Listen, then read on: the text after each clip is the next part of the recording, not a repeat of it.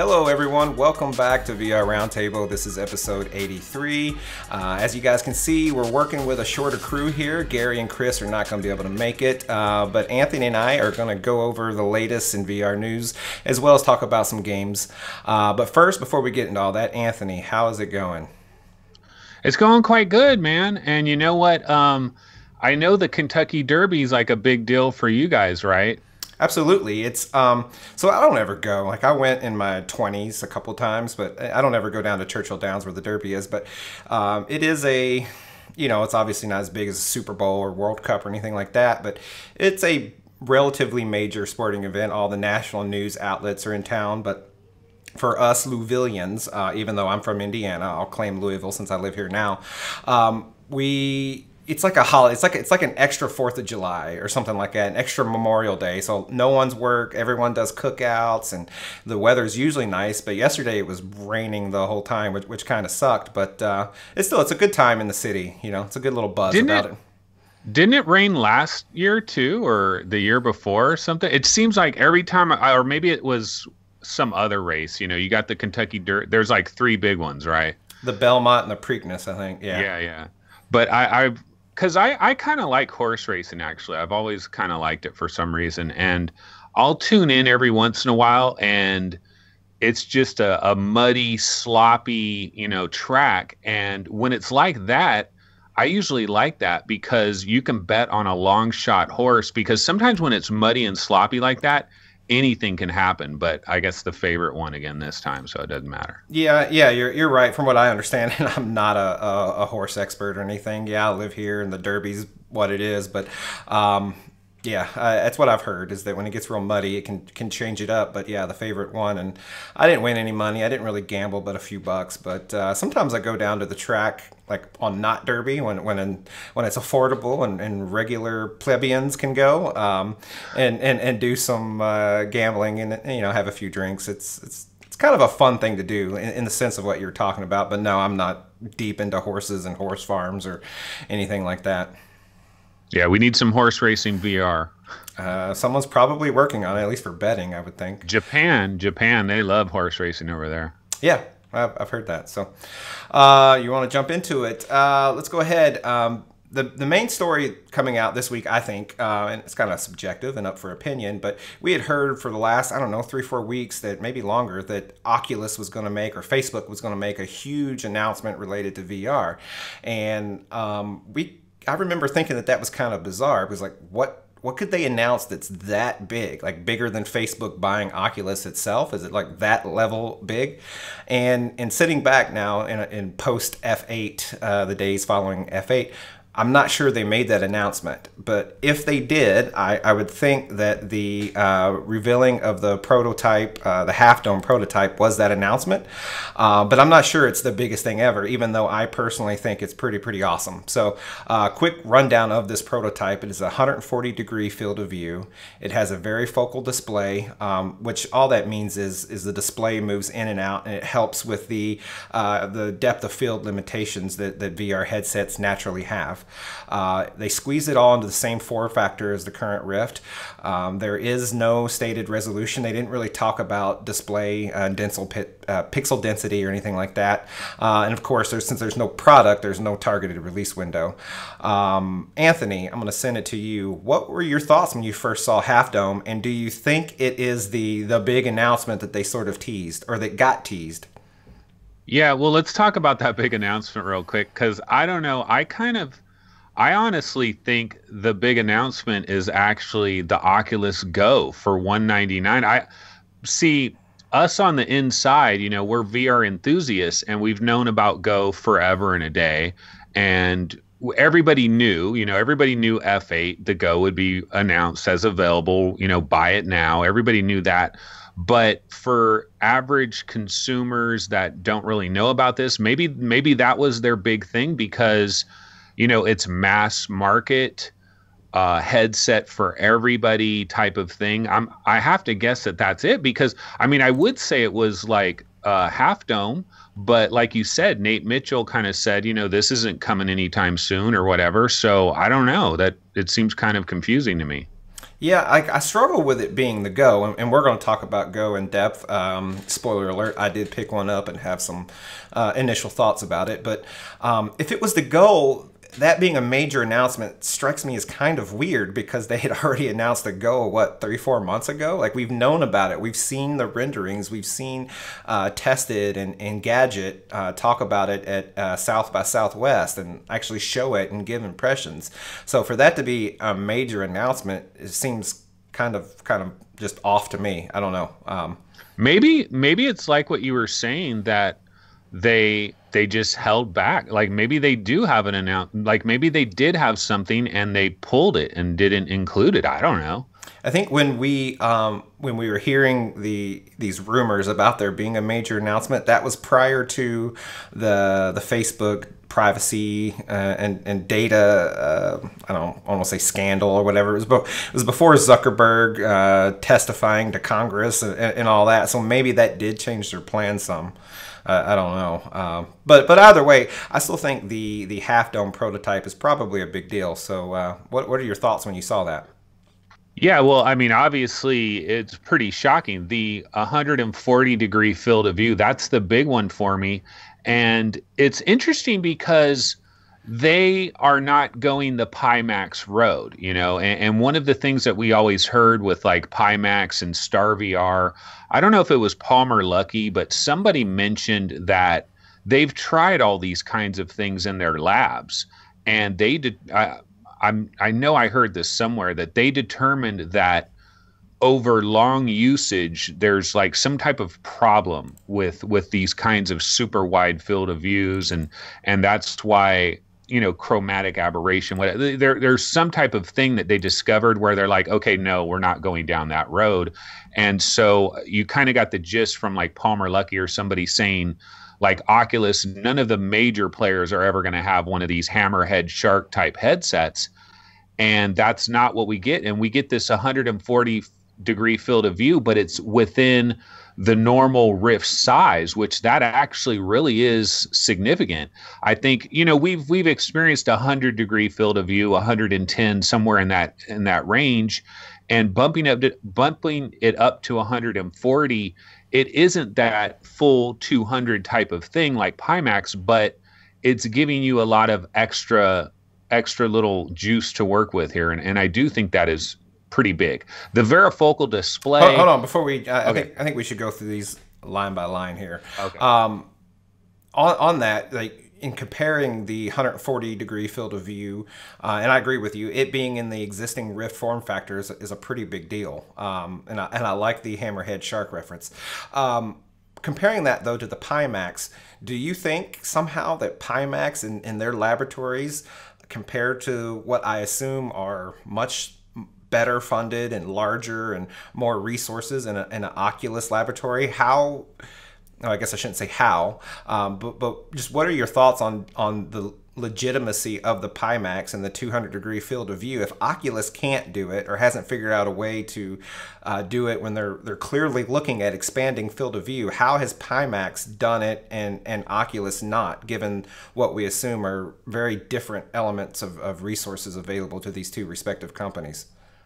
Well, I think basically what Pimax has done is they've just said, we don't care. We don't care that there's this problem or that problem. We're going to push the envelope, where Oculus in their labs, they are well funded. I mean, that's the one thing. You can hate Oculus and Facebook, you know, for political reasons and all these sorts of privacy reasons and all these kinds of things. But the one thing you do need to give them credit for is an unlimited war chest of money. So they have experts, really good experts, and they have all the finest materials and equipments and any resources that they need to figure things like this out. And so the way I understood it is they've done all of this, you know, like Palmer Luckey, before I think he got bounced, I think someone was asking him about StarVR, and he was saying, you know, we've looked at this, we've already looked at this, and there's a problem with it. And it has something to do with like long-term usage. But I mean, look at Pimax. They can't do 90 hertz. You know, they've already come down off of that. So I think they're there are going to be problems. We are going to find out problems from this, but they're pushing the envelope. So, it's good. It's good that we have stuff like Pimax to kind of push the edges and see where those problems are. Ultimately, we might find out it's a major problem, but at least we have them to push the boundaries there. Yeah, yep. So the next big thing, though, in this prototype is the varifocal display. And really what it boils down to, in real life, if you pick an object up, such as this beer glass, and you hold it close to your face, your eyes will focus on it different than something away. And from what Facebook had indicated in this at F8 was developers use about a 2-meter radius around the player, and they don't tend to put significant objects in that radius, and if you do, they don't try to do any sort of blurring or depth of field to it, and which makes sense because with the optics of the headset, you can't change that focus. Games that aren't built for VR, I'll just use a couple very specific examples, and that's the Alien Isolation mod, where you get on the computer terminals, and that game does put something 2 inches from your eyeballs in the game world. But Subnautica also does it with the PDA that comes up, and it's very uncomfortable. And a lot, if you listen to anyone talk about it, they hate that. They want that changed. So hopefully, what this varifocal display does is it's little motors in there that move the screen in and out within the headset, and it gives it a varying depth of field, much like how a multi-lens camera would work. Like most smartphones now come with 2 lenses, and you can do a portrait mode or a depth of field by taking 2 images, and it transposes a blurry depth of field in front of a sharp subject that's in the foreground. So I think this is very interesting because it's not something that we knew was being developed. It's not something that was really being worked on. We've seen, I believe, the Avegant AR headset and Meta, them talk about varying depth of field, and they have a different technology, but those are AR headsets, and it's wasn't being worked on, as far as we knew, by a company the size of Oculus. So I was pretty surprised about just this even existing. We always focus on FOV resolution and foveated rendering with eye tracking.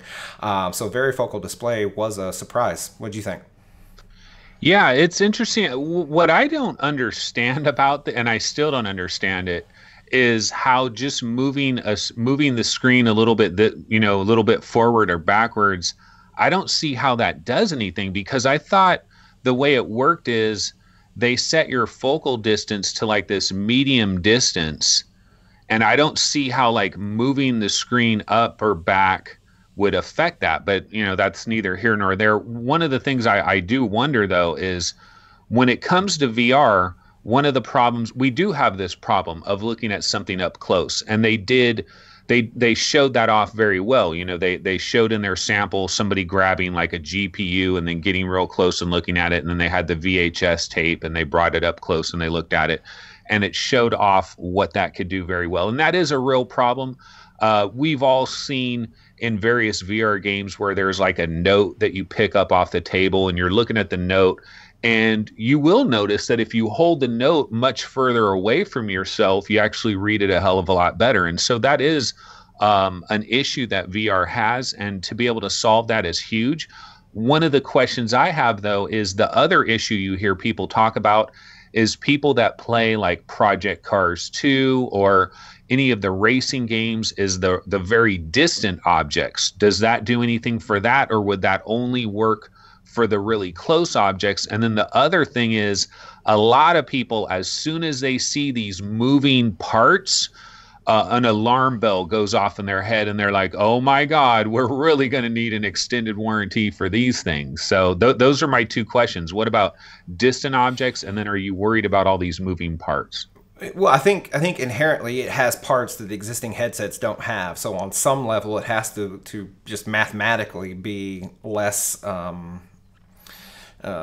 breakdowns. There's going to be more failures because it's a part that doesn't exist now that in the future can fail. So I think there is an issue. Well, I don't want to say it's an issue, but the alarm bells went off. You said there's some people whose alarm bells for me did go off. But in the end, I think if I'm turning a headset over, and Palmer, I think, said this, we're gonna replace these headsets less often than smartphones, but more often than a game console.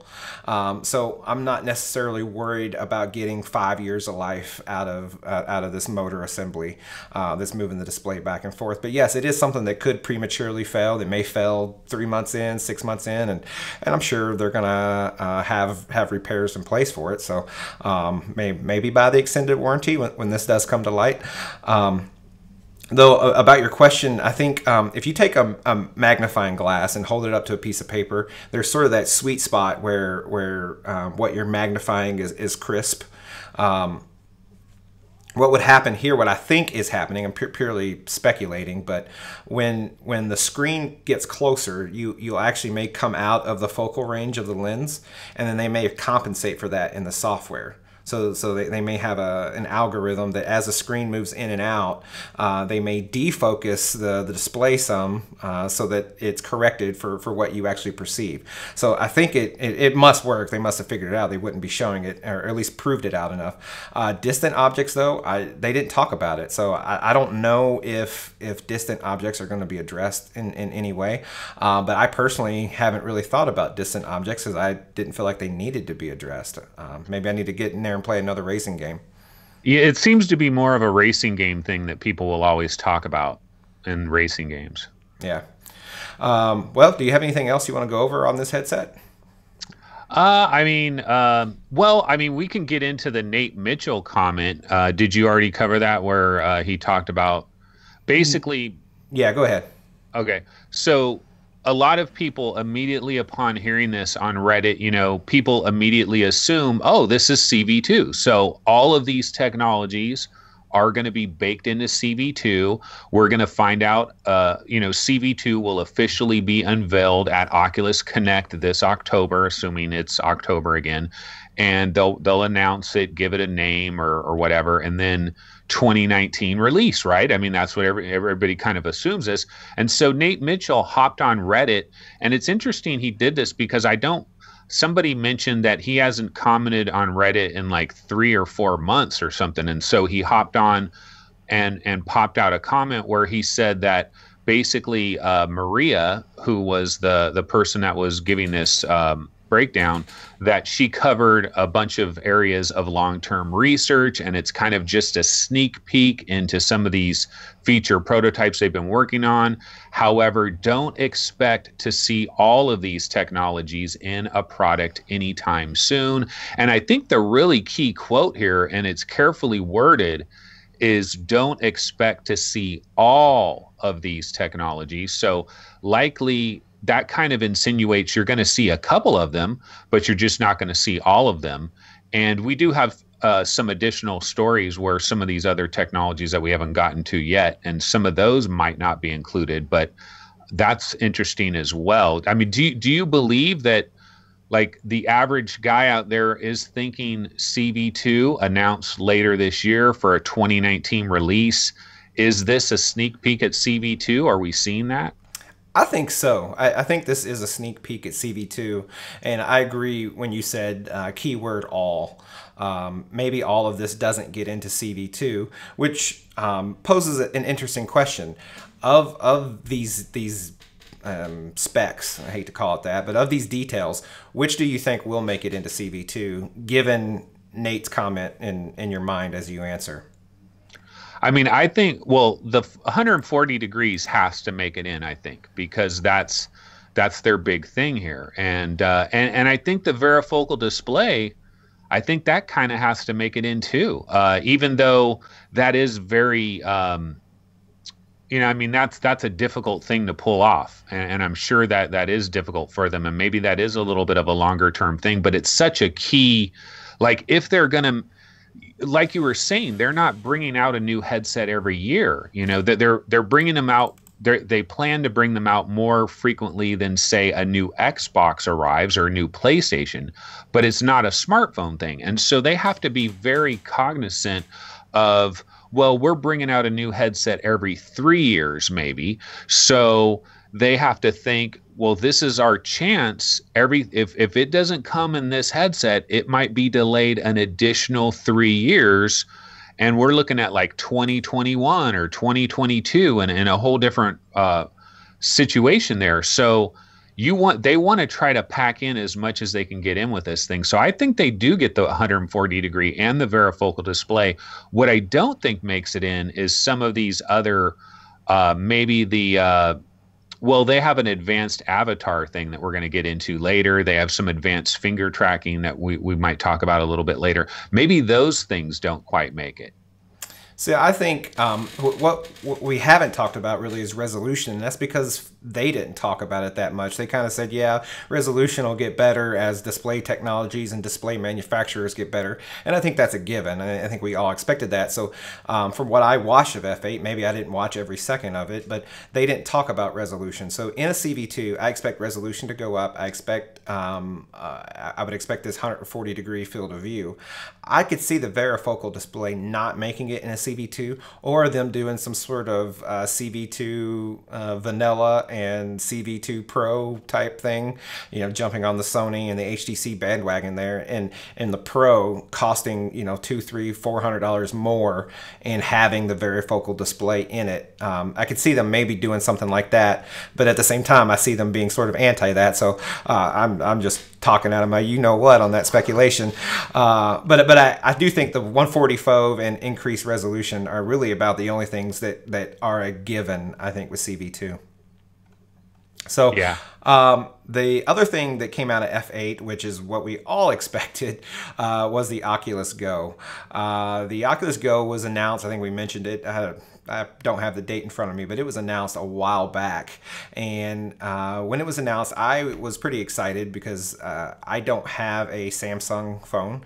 I don't have the ability to get into mobile VR unless I was willing to abandon, you know, my iPhone platform that I've had for a long time. I don't know how long. So the Go came out this week, but before I talk about it, I'm going to send it back to you, Anthony. What are your thoughts on the Go now that it's out there? I know you don't have one. Maybe talk about if you're interested in picking one up, and just in general, what are your impressions from everyone else's impressions?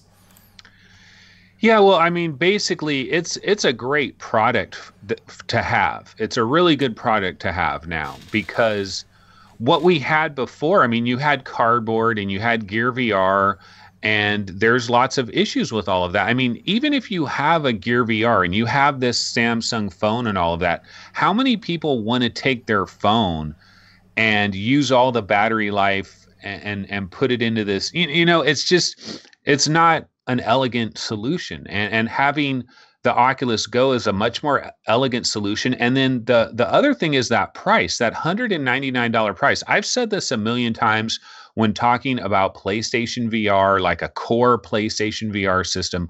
I really feel that $199.99, there's some kind of psychological thing about that. And people, there's a lot of people I've heard from this week that were not planning on buying an Oculus Go. That was not in their plans whatsoever, but they ended up buying one anyway because they got caught up in the fervor of the whole thing. And that $199 price is relatively impulse kind of a deal. You know, when you get over that $199, when it starts with the number 2 or higher, it's just a different ball game. I think a lot of people, $199, it's just so much easier to swallow for people. And so that's the mass market appeal.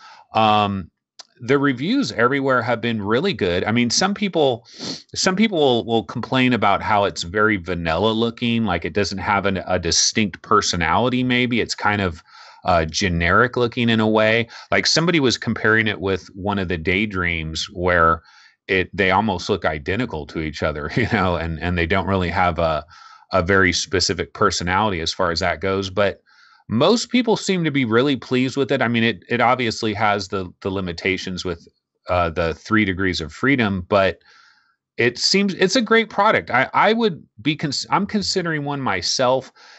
I always go back to the fact, though, I buy a Nintendo 3DS or a PlayStation Vita or something like that. I always end up getting these devices, And I always have these plans to use them on a regular basis, and I never really do. But that's kind of where this Oculus Go sits. It's almost like a DS or something for the VR crowd. You know, it's this portable that you can yank it out, turn it on, and you're ready to go. I mean, Oculus Go, it's a great name. Yep. So I did pick one up, and I agree with a lot of what you just said, if not all of it. I was very interested in the Go, like I said before, because I didn't have a phone. But you're absolutely right that there are use cases, and having it, I picked it up on the day it was released because they had pre-shipped them into retail stores. So since I picked it up, there have been a few use cases where I've thought to myself, if I had to pop my phone into a Gear VR headset, I wouldn't be doing this right now because maybe I didn't have much battery left, or like you said, just didn't want to use my battery. We talk a lot about friction. The friction of VR. It's a thing. You have to sort of be in the mood for it. You have to, go to your room, and you got to have a clear space, and maybe you have to move some stuff around if you have furniture in your way or anything like that.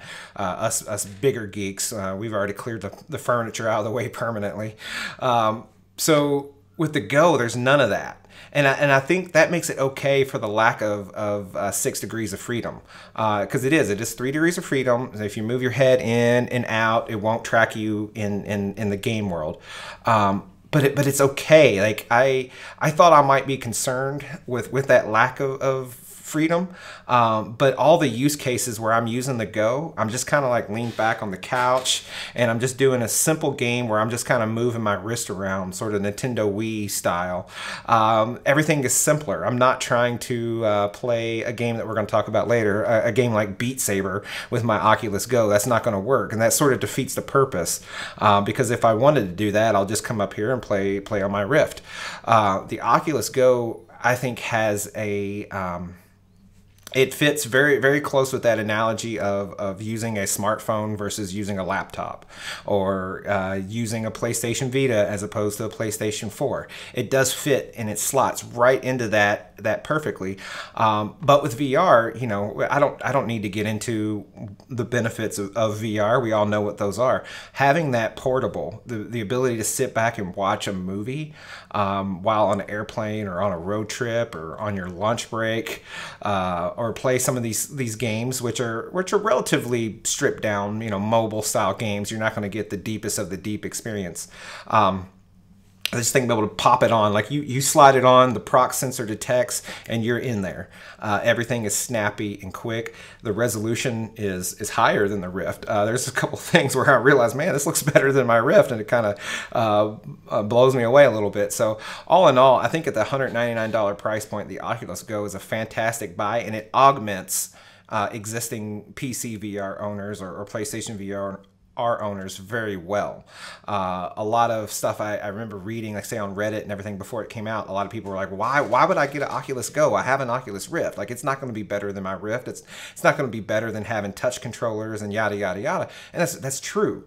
But it augments. It's a wider. It kind of fills the void where your Rift can't naturally fill. So I'm pretty excited about it. We already talked about it's $199 is what it launched for the 32 gigabyte. The 64 gigabyte is $249. I think we speculated that they might pull an Apple and do $299 instead for the higher storage, but they didn't. Battery life is probably the device's biggest problem. Oculus is rating it somewhere around 2 hours, depending on if you're watching video or playing a game. I'm maybe getting 2 hours out of it. That being said, there's a brightness slider, and I went in there and cranked the brightness almost all the way up. So maybe if you keep it dim at where the brightness is out of the box, you get closer to their ratings. They also officially don't recommend you to charge while you're using the device, but I believe Carmack and other people have kind of officially, unofficially said that you can. So your mileage may vary there. Take that with a grain of salt. And then so do you think? Go ahead. Do you think you're getting about an hour and a half? Would you say, or probably? It's hard. So I haven't sat in it for a whole hour and a half or anything. I haven't watched a movie yet because I I haven't had the use case. I'm waiting for one to organically present itself. But I grab it a lot. Like, you know, let's say dinner's being prepared and the kids are setting the table and I got 10 minutes. Like, I'll just pick up the Go, like just right there in the living room and just fool around for a few minutes and then set it back down. So it's a very much in and out, almost like you'd grab your smartphone out of your pocket while you're, you know, where you got 5 minutes to kill and you might browse an article on a website or something. I'm using the Oculus Go in that sort of way. I'm just kind of popping in and out of it a lot. So I think yeah, if I was to sit in it in one go, that I think I would at least get an hour and a half out of it, maybe even the 2 hours. But I know there have been times I've had to take it off because I ran out of battery.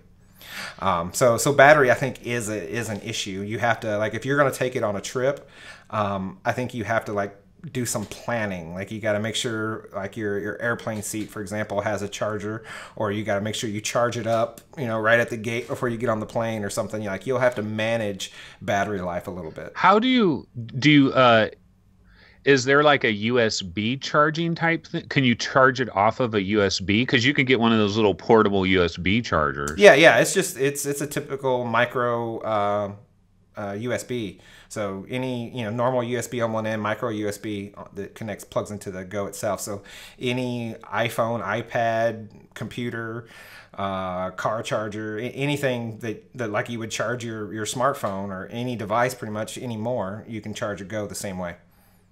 Okay. So my number one question, this is one of the things I've thought about, is like, once in a while you'll have a product that, you know, you'll have a product for, well, take the Vita, for example. Okay, so you have a PlayStation 4 and then you have a Vita.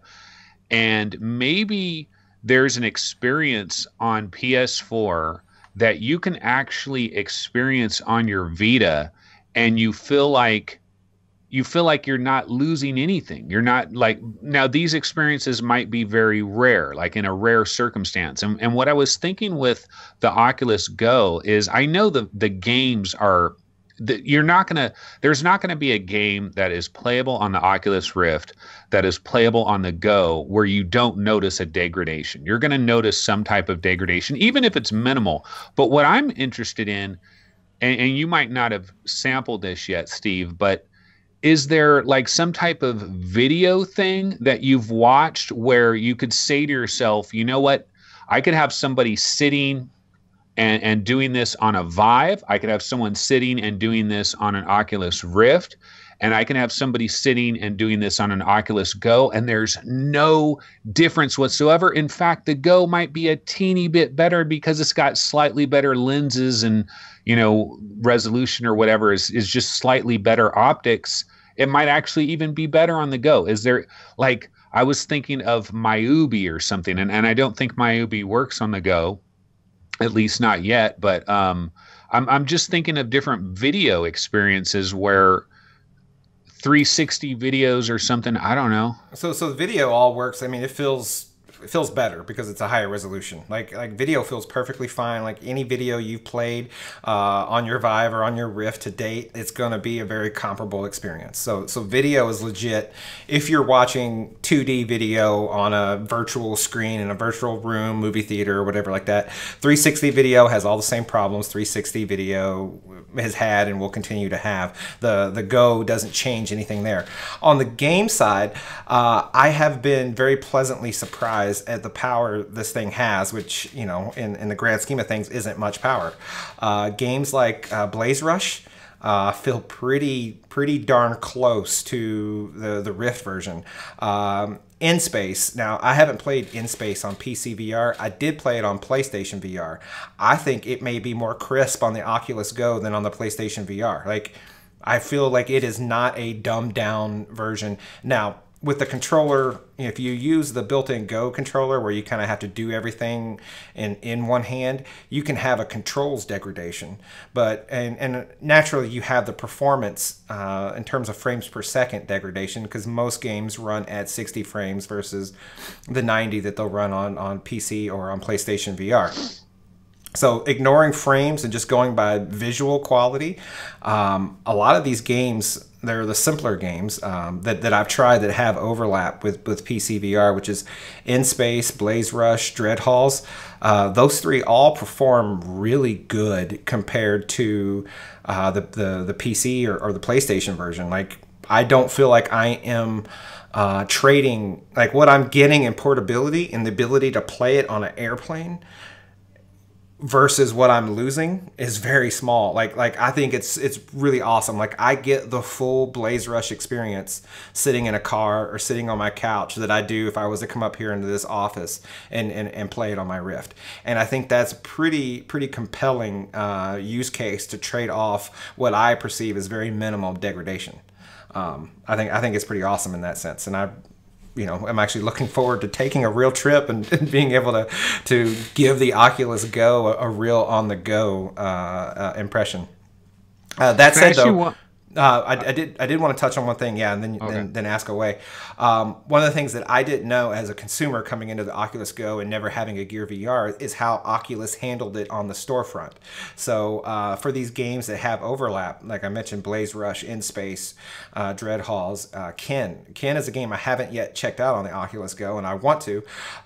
But you have to buy the game again. Like, it doesn't, like, when you buy it on the Rift, you don't get the Gear VR version or the Oculus Go version for free.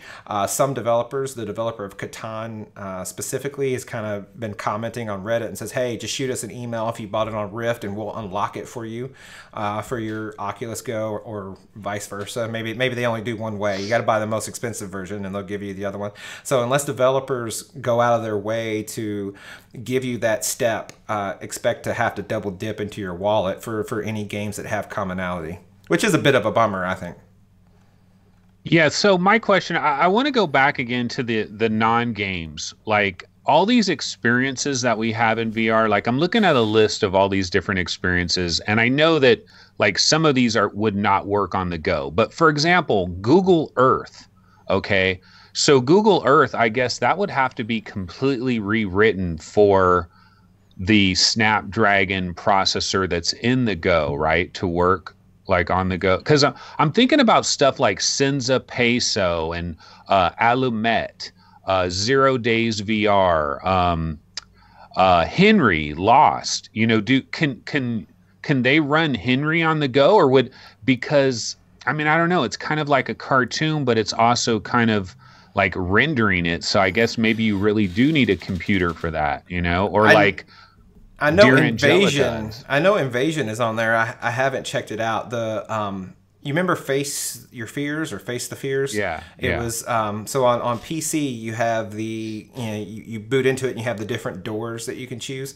And one door was you go up on the roof and this robot on the skyscraper, he kind of moves you around, and I guess it's a fear of heights.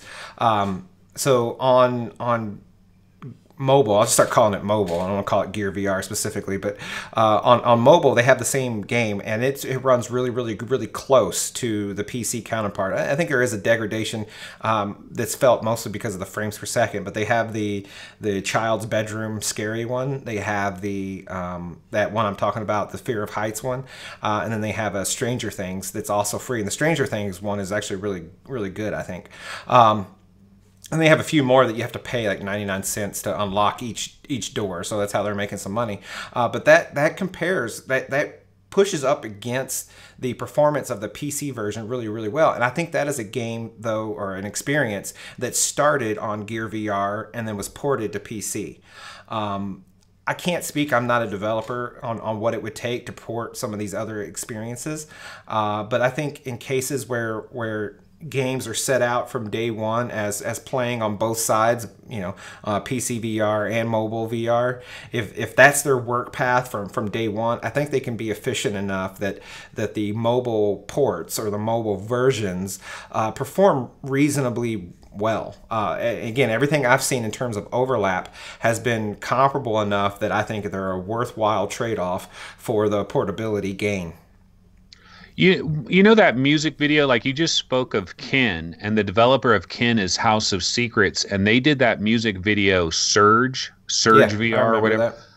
I wonder, like, could that work on Go? And And if it did work on Go, could it be indistinguishable? That's what I'm interested in. Is there anything that is just absolutely indistinguishable where it's almost like it's a bonus because it's like, wow, you can actually run that with no degradation on this $199 little thing here.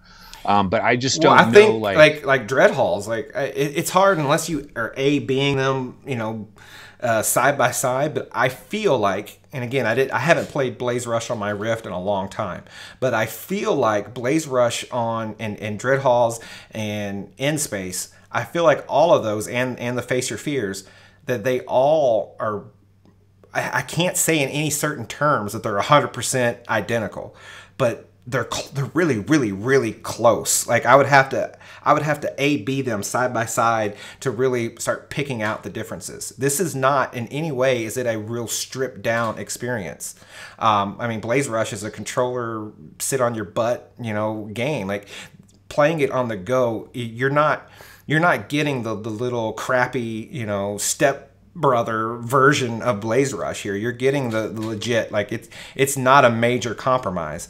The Face Your Fears one, the only real compromise I felt that stood out to me was the 60 frames per second display, because on anything bright, I'm sensing the flicker like a fluorescent light. When a fluorescent light bulb is starting to wear, you'll get a flicker. And it's not that extreme, but that's sort of the sensation. So on bright scenes, like when you're on the sky and that robot and Face Your Fears, like I sense the flicker. That's not the game's performance. That is just that's just the 60 hertz display. If the interest of your question is how dumbed down of experience you're getting, I don't think you are, because these types of games that we're talking about, Blaze Rush, Ken, they're not pushing your Intel processor and your GTX NVIDIA card. They're not pushing it hard. These are games that are actually was intended, I think, from early on to work on mobile computing. So if anything, it's that the PC version isn't leveraging its power, rather than the mobile version being a downgraded, degraded experience. Okay, last question. If somebody says, okay, hey, Steve, I bought an Oculus Go. I just want to play one game. What is the most impressive game? I mean, you obviously haven't played that many to know yet, but what would you, like if they said, what's the most impressive? Like if I want something that is, wow, something that will kind of wow me, like. That's a hard question. I've been looking through it from the optics of a VR fan. I have all the major headsets, or have had all the major headsets. I don't know. So they don't, Steve, they don't have their Wipeout VR yet, is what you're saying. No, and I don't know that they're going to get a perfectly wow experience. It's like, if this was a dinner that you're taking your wife out to Valentine's Day or whatever, like you aim for the wow. I think the Oculus Go isn't a $300 fillet from the fanciest steakhouse in your city. I don't think it's ever going to be that. What I think it's going to be is it's never, I don't know, McDonald's. Like it's always like, middle of the road cut quality, and I think that's fair out of a $199 device. The game that I think I've liked the most of the ones I've played, Twisted Pixel, has a B Team, and it's a very arcadey, but it's a B team of special forces agents, and you go through these different levels, and in some of these levels you like a temple runner type game, and you with the touchpad you can swap between members of your team, and each team member has special powers or special abilities, and then the next level it's sort of like a stand in place wave shooter, first person shooter, and the next level it's doing something different. So it's it's coming from a developer that has decent chops in Twisted Pixel, certainly not their first VR game. So I think of all the games I've tried, that one's my favorite. Coaster Combat is another game that I'm liking. It's more simple. It's like cartoony, arcadey Rush of Blood, and that you're on a coaster and you have one gun and you're shooting things. It's pretty fun.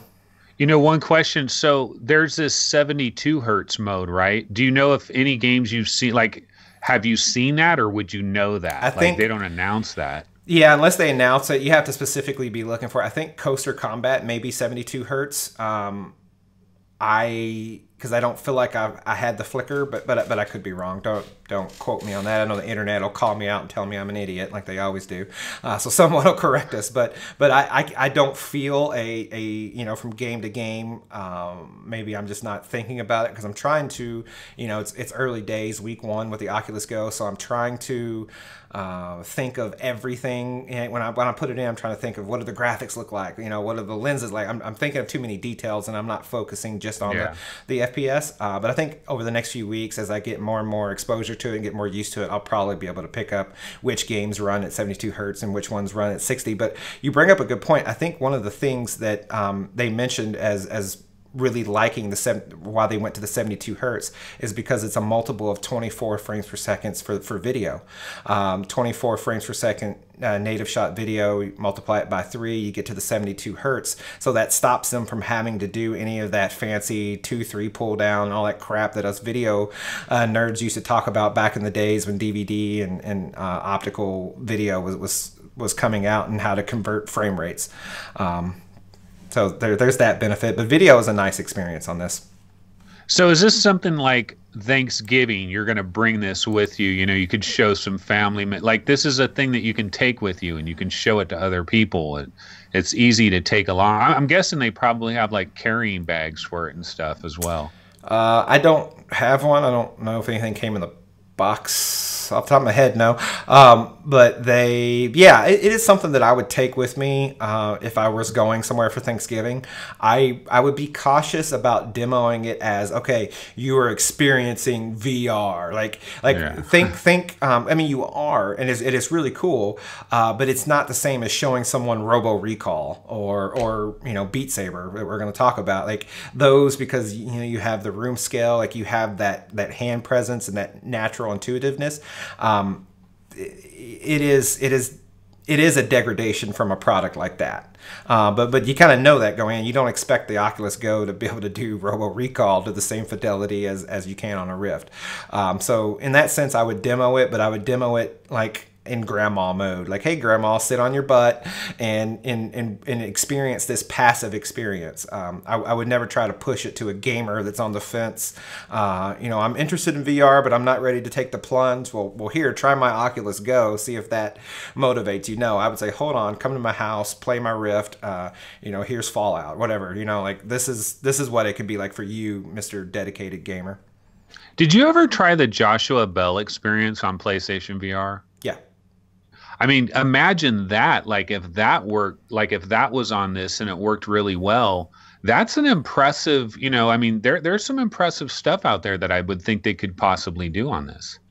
Yeah. Again, it's a lot of those small apps. I haven't tried big screen yet, but Netflix, Hulu. I mean, just the Netflix alone is really impressive. The way it puts you in this virtual room, and then when the movie starts playing, the lights dim down automatically. Like there's a lot of little things that they've done, whether that be Netflix themselves or Oculus, whatever. That all in all, it is a really, really good product. I have zero. Like I went into this purchase like, man, I'm in part doing it for our podcast for VR Roundtable, just so we have it to talk about, but I'm also doing it in part for myself.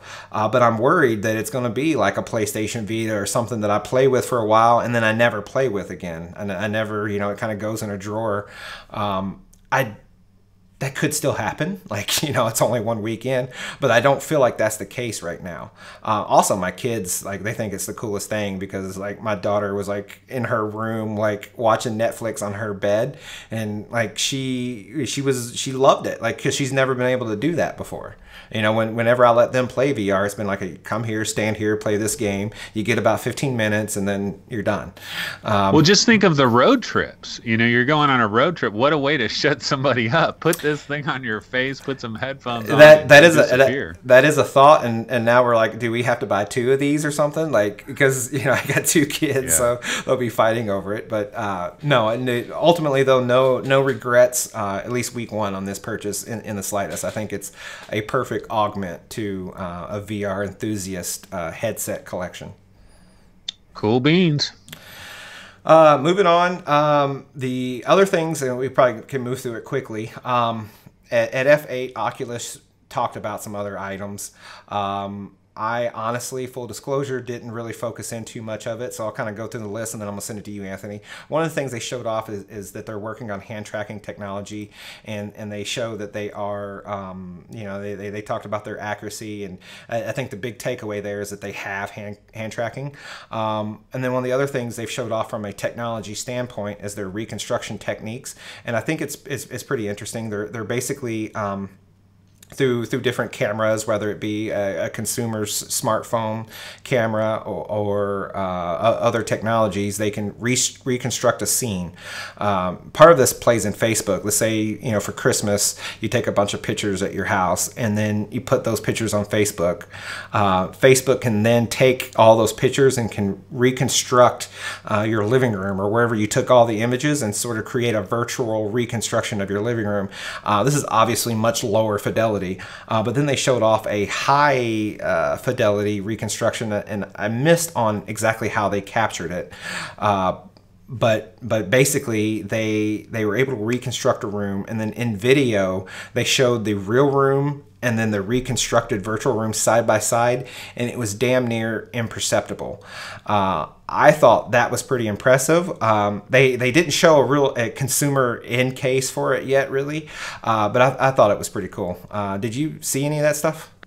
Yeah, I saw it, and it's funny because a lot of this, we always hear about AI and we hear about like these deep learning algorithms and like, they're hand tracking, they're using some deep learning things. So it's learning. It's just, I'm curious to see, because we always hear about all these neat things. And then you always hear, oh yeah, this is going to revolutionize everything.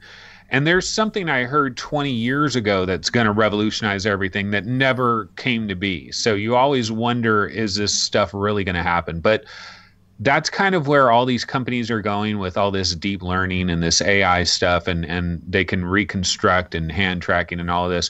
One of the most interesting things that we did see with some of this extra information is their advanced avatars, because that's something that we're interested in from a VR standpoint.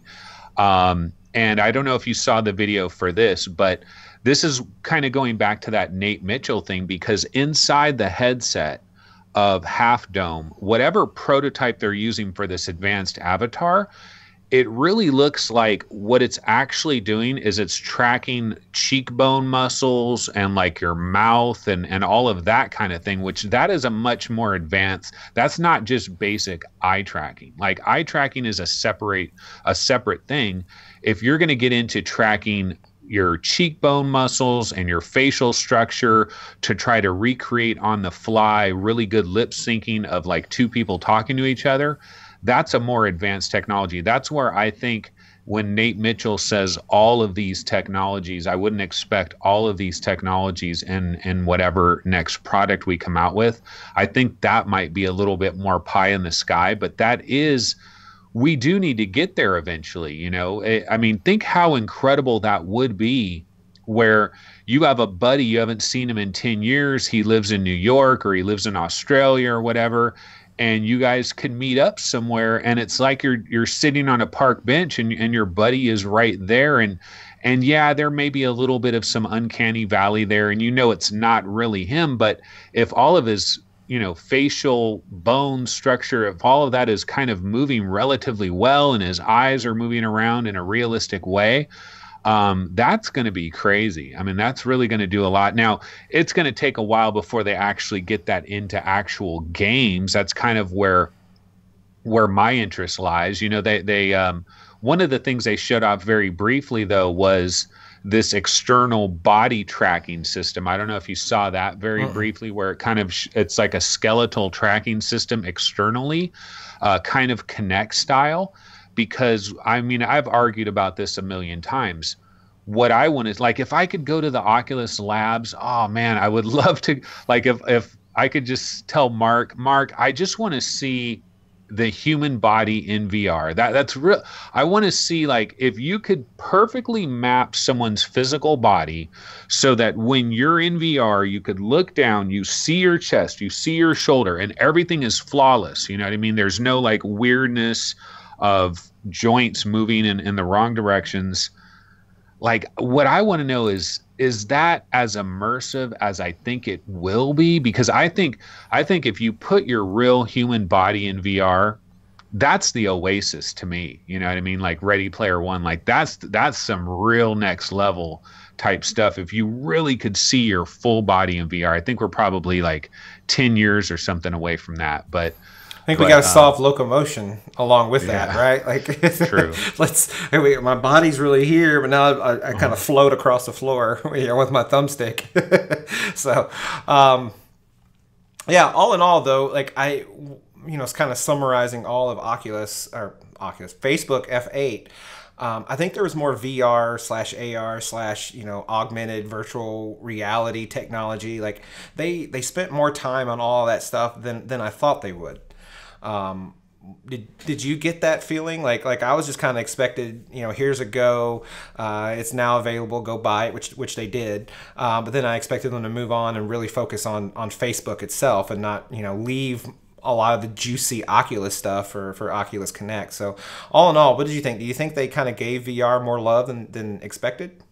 Yeah, way more. I actually got, there's this one F8 video that you can get where it's like the whole thing basically. And I was going through, I was skipping along. I was trying to find the parts I was most interested in.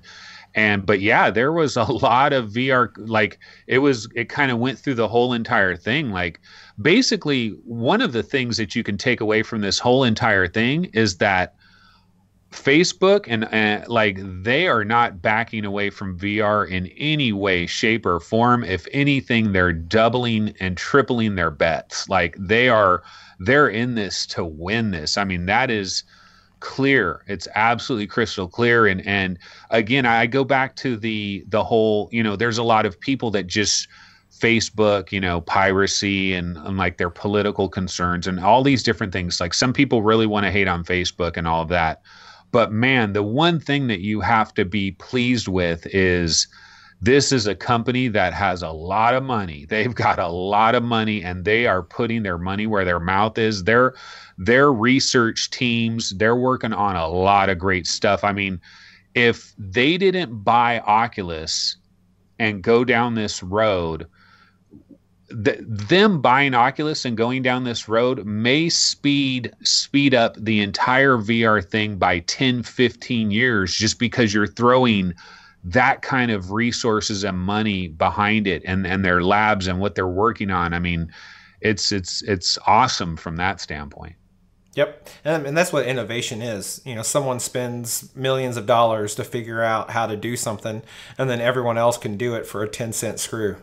Just got to put the screw in the right spot, and that's what costs $1 million to figure out that spot. So, I mean, I say that sort of, tongue in cheek, but yeah, that's the good thing about innovation. So moving away finally, an hour or so into our show, and we're stepping away from F8. A game called The Forest. Now, it's not a game I knew anything about, but we've had a few people message, email, comment on our videos saying, talk about The Forest.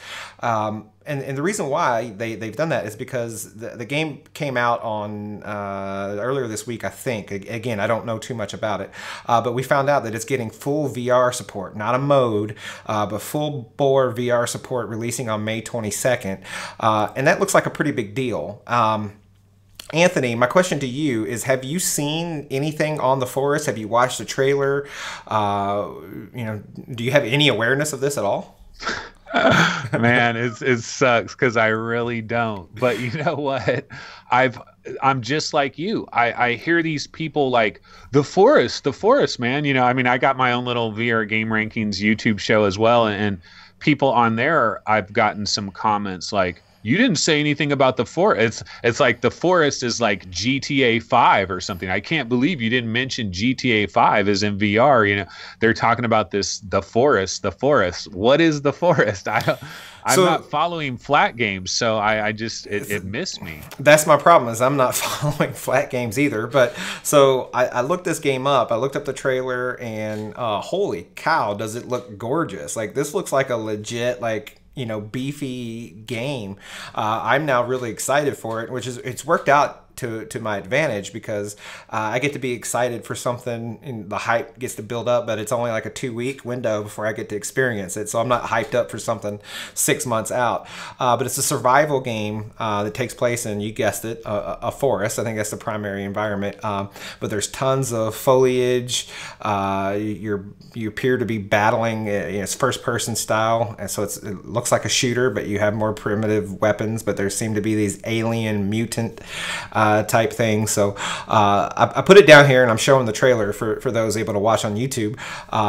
Because it looks really good. It looks really high fidelity. Now I know what we're seeing is the flat version. We're not seeing, you know, how parsed down it may be for VR. But it's $19.99, developed by Night Games. It's available now, so you can go ahead and buy it now if you want to play it flat. And then from what I understand, the VR version is just going to be available as a free download, you know, to people who own the game. So you'll get it flat and you'll get it in VR for the $19.99 cost. And again, fidelity looks really good. It looks like it could be a very, very, very good game. It looks like it would probably absolutely murder my 970. So it's probably going to be a 1080 Ti and above type of game. Maybe, and I'm okay with that. I have a 1080 Ti. Yeah. So you're good. Some of the other small news is, you know, we track. Well, we don't track. We wait for other people to crunch the numbers, but. The Vive brand umbrella took a increase in the latest Steam VR numbers. Rift still is in #1, but it fell from 48.9 down to 47.5, whereas the Vive jumped from 44 to 45%. Windows MR, I believe, is held at about 5%. So what the news here is saying is that, you know, we had the Vive Pro released, and we had the Vive, the base Vive price drop. And I think what this shows is that Vive effectively saw an uptick. Rift is still the #1 on Steam VR in terms of the data reported, but Vive, the reduced price, and the Vive Pro moved the needle in the direction in favor for HTC and Valve. Also, in a semi-related note, Windows MR has left Steam VR beta, and so support should be a little bit better. But now we're ready to talk about some games. The first game is going to be a fantastic game, a game that everybody and their mom's cousin is talking about right now, and that is BeatSaber. We have played this game for about a week and a half or so. It's a rhythm game. It is the best way to describe it. It's Guitar Hero with lightsabers, like and hyperbolic magnetism. The developer isn't really hiding behind that because they call it Saber. George Lucas be damned. So I'm gonna send it to you, Anthony, first. Tell us about your thoughts on BeatSaber. Yeah, well, I mean, one of the things that I said about BeatSaber a long, long time ago is because I wasn't tracking BeatSaber originally when like we first heard about it. I wasn't really paying attention to it. But then, you know, those mixed reality videos that everybody heard about, you heard talk about that. You might have saw it out of the corner of your eye. You're looking at some other YouTube videos and you see it over there on the right side. You're like, huh, what's that? You click on it. And I remember seeing those original mixed reality videos where it had that one lady kind of dressed up like a Jedi, or she was in like some little flower dress, and it had some other guy doing stuff. And, you know, they just look super cool, these mixed reality videos. And I said way back then that if this game is half as good as these videos make it look, it's going to be a smash hit. And I'm happy to report that not only is it half as good, it's basically all the way there.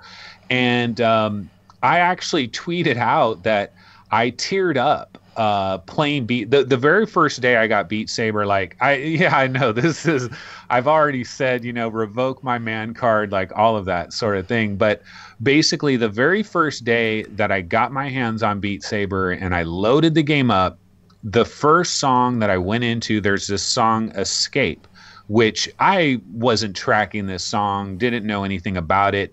But because of those mixed reality videos, I seen the mixed reality videos enough times and I heard that song enough times that it got stuck in my head. And I liked that song Escape. And so I knew when I got BeatSaber, that's going to be the first song I go into. And I go into that song, and I think I was playing normal initially.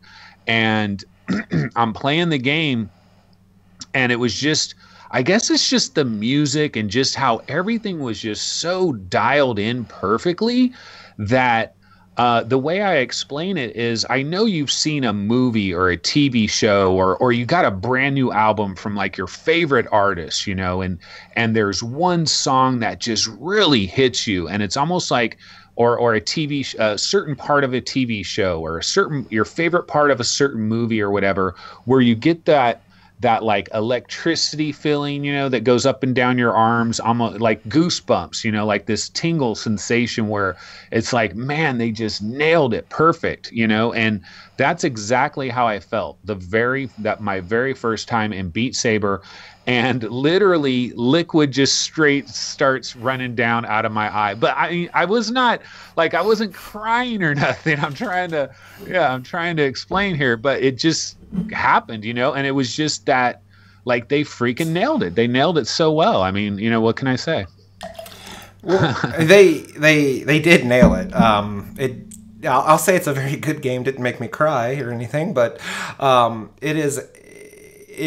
You said it really well. Like, does it live up to how these mixed reality videos make it look? And it absolutely does. I'm a fan of rhythm games. I used to play drums, so I guess maybe I have some sense of rhythm in me. And like, I always enjoy, like, I really like Guitar Hero and all that. The only ones I really didn't get into was the dance DDR ones where you're on the thing. I don't like to dance. But anyways, I digress. I knew BeatSaber, as soon as I saw the trailer, I knew it was a game that I was going to like. The question for me was, how many tracks was it going to include?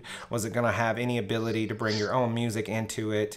And what was the price? Like, you know, if it was $40, like, I think I would like BeatSaber a whole lot less. And thankfully, they came out at $19.99, which I think is a very fair price. Like, this is a game I'm not recommending the price to be lower. I think it's completely fair. I'd appreciate it being lower, of course.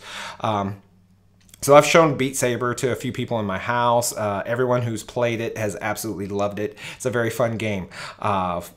If I were to you know, we don't really do scored reviews here on VR Roundtable, but we always say whether or not we recommend buying the game or we recommend waiting for a price drop or whatever. This is a game that I think everyone with VR should have right now. Like, don't wait, go buy it. It's in the must-buy list. Will it be a game that is the best game in VR or anything like that? That's very subjective. It's very similar to that conversation we had on Wipeout Omega Collection. Wipeout Omega Collection is a fantastic VR game, but it's sort of limited by what it is. BeatSaber is that. Like, BeatSaber, in my opinion, can never compete with a Skyrim or whatever, because the scope of the games aren't comparable. But for what it is, a rhythm game, a really fun arcade game, a game that you can, like, put anybody in and they just get it. They don't have to really have it explained to them other than, oh, dodge the bombs. I think it's a fantastic game, and I'm really excited for it. And one thing that really caught me by surprise is that it is formally in early access. Did you know that? Yeah, I heard that. Okay, I didn't know it was in, like, it doesn't feel like an early access game. It seems pretty damn complete to me. Well, supposedly they're going to be like, because a lot of people are like, yeah, but you can't put your own songs in it. Supposedly they might actually be adding that type of functionality where somebody can create, you know, they can say, okay, the box is going to be this way, it's going to come at this time, you know, kind of like sound boxing where you can do your own profiles. Like, that might come to it eventually. Right. Is what I've heard. Yeah. So I don't know exactly how I feel about that, like, because I think having a very choreographed, for lack of a better word, note highway that's coming at you, the blocks and the placement and the way you move and the direction that you hit, like, this is a kind of game that I think benefits from having something that's really intentionally laid out rather than software that can sort of automatically map it. But I think they should include that for longevity. You know, this game includes 10 tracks. As you were talking about Escape, I was hearing the chorus in my head, you know, so I think the 10 tracks are probably going to get pretty played out really fast. Also, How many tracks have you sampled yourself? oh, I've done them all. Do, I've beaten them all on normal. I think I've beaten them all on hard. And then expert. Expert really ramps up. Like expert gets damn hard. you know what's crazy? That song Escape, right, which is my favorite of the bunch.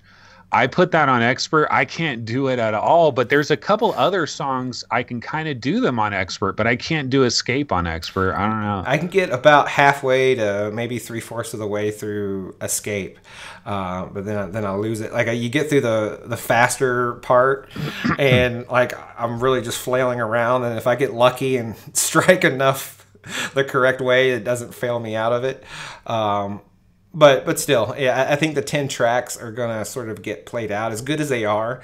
I think even having more songs or songs that you're familiar with, even if the note placement and everything isn't as good as the 10 base game tracks, I think will be an improvement. I think developers also said that they're working on more tracks, so we'll get more formal tracks, and then if we ever get our ability to import our own, that'll be pretty great. Hey, have you noticed that like sometimes when you're going through these songs, it's almost like you get into like this Zen mode or something, and it's almost like how am I doing this? You know, you almost wonder like how the hell did I just do all of that so perfectly? And it really is weird how it's almost like another part of your brain takes over. It's crazy. Yeah, I think it happens to a lot of like musicians and even athletes. Like you unlock this sort of primal, like you're no longer thinking about it, like it just happens, muscle memory or whatever. Yeah, that definitely happens in these rhythm games. I remember that a lot playing Guitar Hero, where it would get to the crazy solos, and it's like if I had to think about each and every one of those notes, there's no way I could mentally break that down and do it. It's actually muscle memory. And I'll say, though, what I was going to say here, sort of a tip that I found with BeatSaber, though, is don't try to process the arrow direction in your mind. Don't. Strike the box where the white side of the arrow is.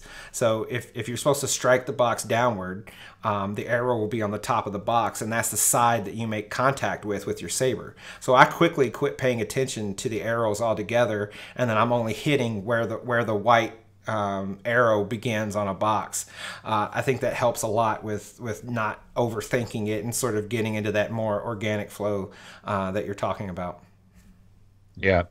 It's too bad we don't have Gary on here, because he's the one relenting voice I've heard of. I don't know if he's changed his mind, but I remember when we first got our hands on BeatSaber, Gary wasn't exactly blown away with it, from what I heard. Yeah, I haven't talked to him too much, but he's a self-avowed person that's not really into rhythm games. But even then, like if you're not even into rhythm games, I find it hard to like not like this game somewhat. Like, well, it was not.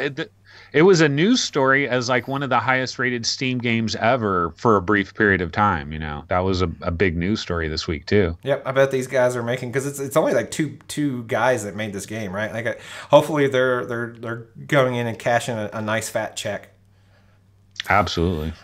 So we might as well call this episode the rhythm game episode. Exercise, fitness, and so the next game that we're going to talk about is BoxVR. BoxVR is a game that was on Oculus's weekend daily deal here this weekend. We're recording on Sunday, May the 6th, and BoxVR is a game that I'd wanted to play for a while, and I meant to buy it on the Steam sale, and I didn't.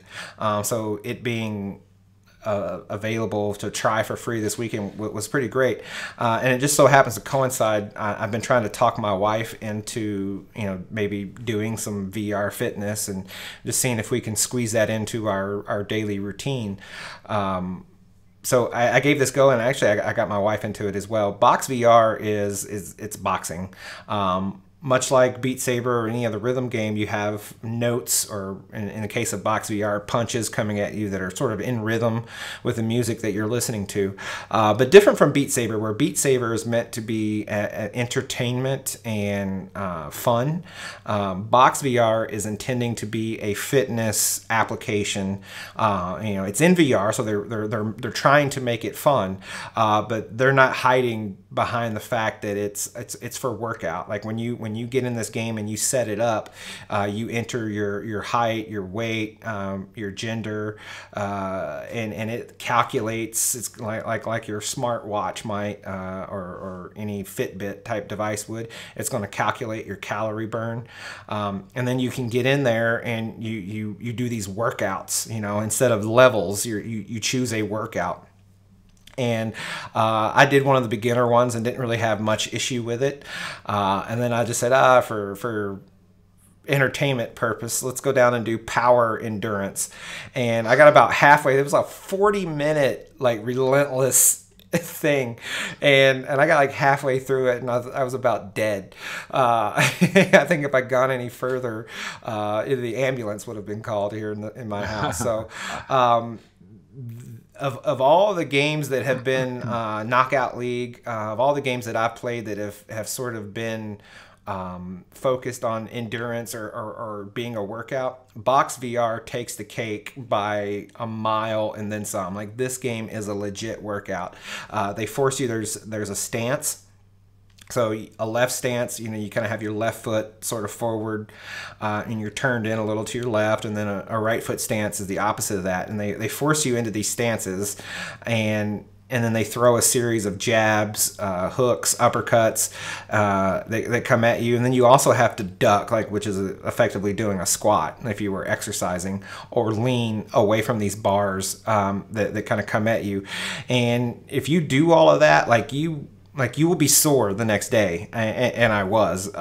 It's working your core and working parts of your body that, unless you are a boxer or someone who's into CrossFit or very active and a fitness person, you're gonna feel it playing this game. What was your take on it? I've been going a little while on it. Yeah, no, I mean I pretty much agree with everything you're saying. It's weird because there's a lot of different VR games that have box somewhere in the title. And there's a couple of other games that are box this, box that. And so I got kind of mixed up when this game originally came out, and I got all of these different box games kind of confused with each other. But yeah, there were a lot of YouTubers that were doing videos on this game and stuff, and it kind of had a little hype for a little bit there. I didn't know it was an exercise game, and I didn't know it was kind of a rhythm action game either. I guess I just didn't know what the heck it was. But yeah, when you get into this, when you first load it up, it's pretty obvious this isn't really an entertainment game. It really is more of that exercise fitness thing, but you can kind of do it as an entertainment thing. And the other thing that it does is you can put your own songs. You can actually, it'll analyze it'll go into your hard drive, and you can find music tracks that are already on your computer, and you can have those tracks analyzed, and it'll create its own, it'll create an automatic little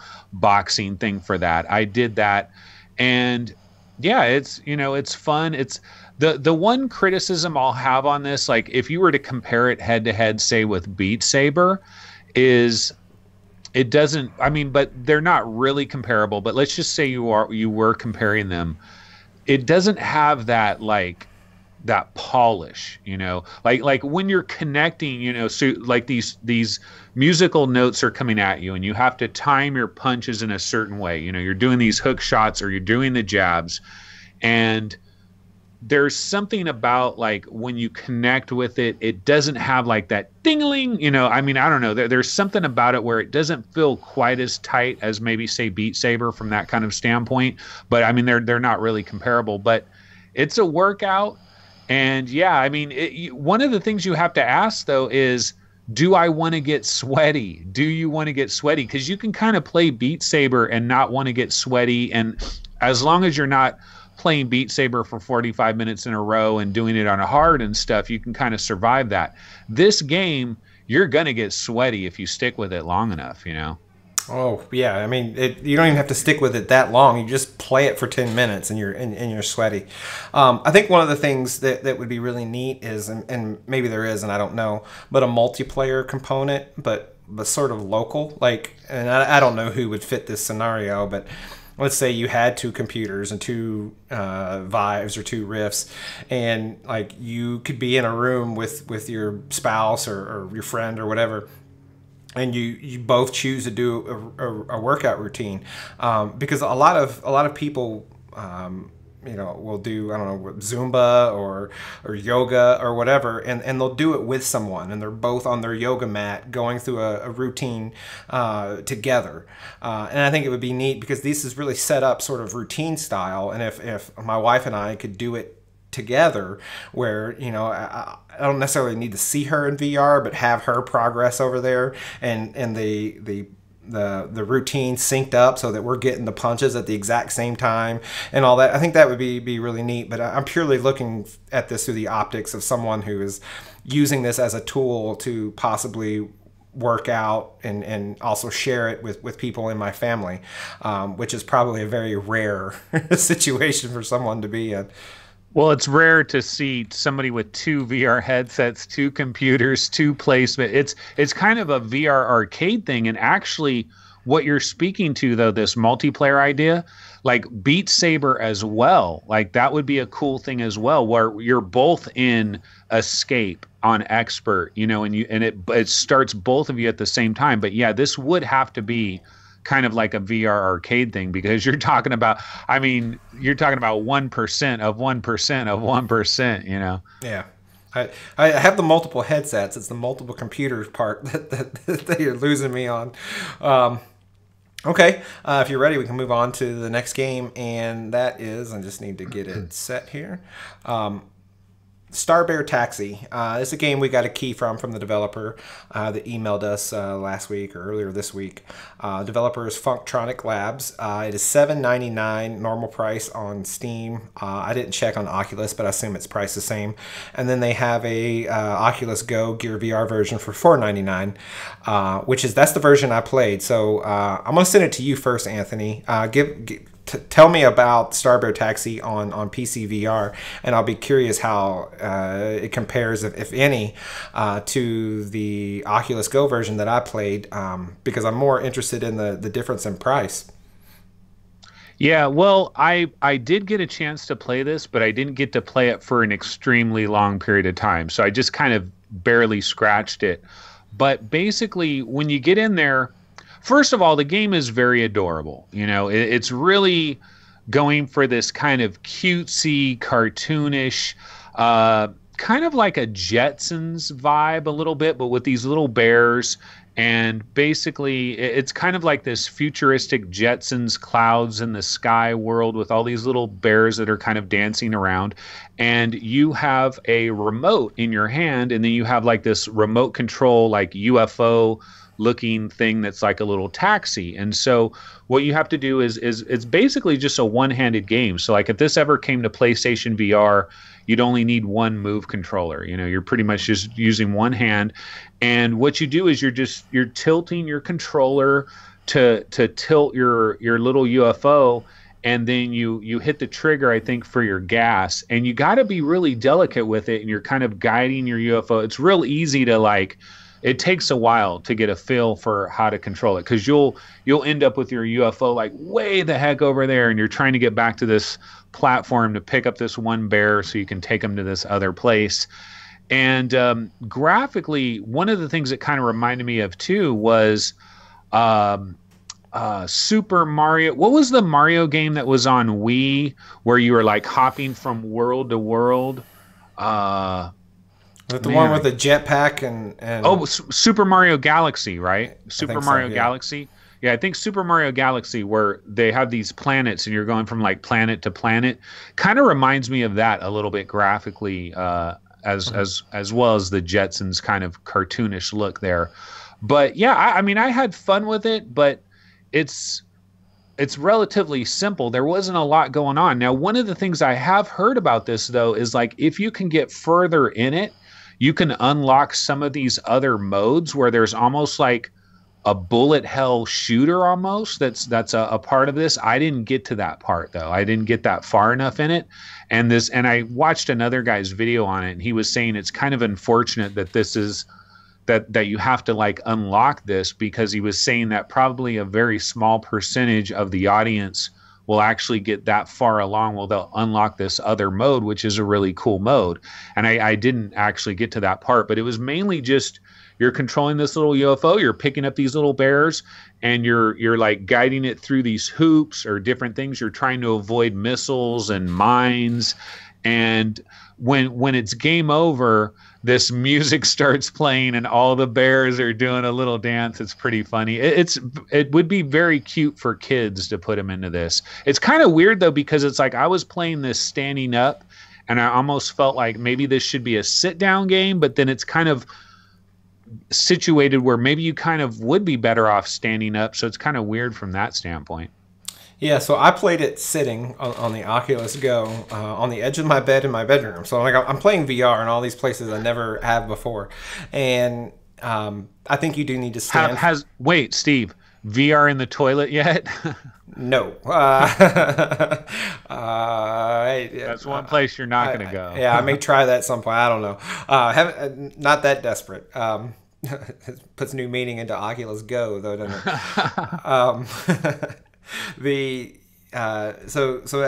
Where I was going with that, and I lost my train of thought, is that you do with this game. I lost sight of my ship, like, because you have to learn these controls. You got to feather the gas, for lack of a better word, of your ship. It's very, very floaty, so I kept kind of giving it and then let it droop down, then give it a little more acceleration.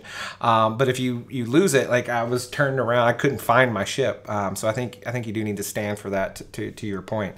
But yeah, I think this is one phrase that I think you missed in describing this game, though, is basically Crazy Taxi in terms of a game play and what you're supposed to be doing. You take your little UFO, you pick up passengers, and you take them to their destination. So the game is essentially the navigating the mechanics. And I think on the Oculus Go, everything you said, it sounds like the version I played is a one-for-one match. I also didn't get to any bullet hell mode, but I do remember reading that it has one.